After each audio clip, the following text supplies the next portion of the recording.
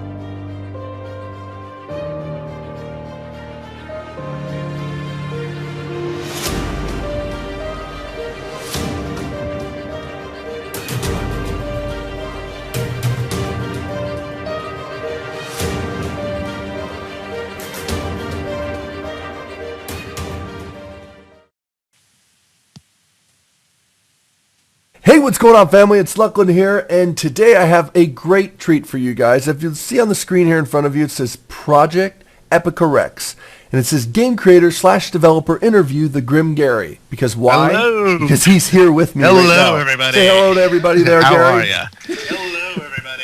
How are you? So, you guys, bringing you this treat today to let you guys know about a new game that's being developed by my great friend, the Grim Gary. And I brought him here to let you guys know more about the game. He's going to talk to you guys. He's got a Indiegogo going to try to get this game up and to get it developed. And it's a great idea. He's got a great concept. He even has a proof of concept. He's got every, right? In fact, I just put up the link on Indiegogo now, and so people can try it out.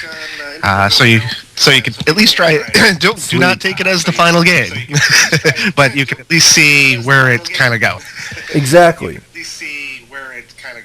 So I'm going to go ahead and take this time to turn the floor over to you and let you go ahead and talk about your game and, you know, the plans for your game and what you want to do with it and all that yeah, good stuff. Epica Rex is basically an isometric 2D retro-styled RPG. It is a multiplayer-only game. You can play it single-player, but you just play it through the multiplayer server. And you're going to have a bunch of skills. You're going to have to try to survive. And, you know, adventure and explore. So it's got all those things going for it. On top of that, probably the major feature is when you run a world, you run it the way you want it. So if you want to add in just medieval stuff and magic, you can do that. Or if you want to add in the high sci-fi tech, you could do that. But if you want to mix them all together, that's how it starts out. You don't have to modify it anyway. You can just have all these 4 different ages kind of mixed into one. So it is going to be a grand experience, and it's a really high concept sort of game. So I hope everybody's going to enjoy it as much as have been designing it and creating it here. So let me ask, where did you get your inspirations for the game? Like, what type of... I'll ask a series of questions. Where did you get your inspirations for the game, and what type of systems and stuff like that are you going to have in place? Like, I'm a huge fan of crafting and being able to gather items and create items and stuff like that. Yeah, there's going to be crafting and building. Along with collecting too. There will be unique and rare items that you can find in the game for your server, or you can even make, you know, your own kind of treasures to go along with the game. As far as influences, heavily influenced by the Ultima games, which came out during the 80s and 90s. I've always enjoyed those games, and I always wanted to make something like that. And, you know, along that lines, you know, Fallout, Age of Wonders, Minecraft was a big help showing that you can create these huge worlds and have people build in them and modify the world to where they want to. So that helped a lot when I finally saw Minecraft. Okay. So the question about the game also, the game is in an isometric view, correct? Will that always stay like that, or will you be able to rotate around the character? Unfortunately, because it is purely 2D, you won't be able to rotate, but things like when you're behind a building will kind of either go transparent, or they will disappear if they're too much of a burden to your line of sight.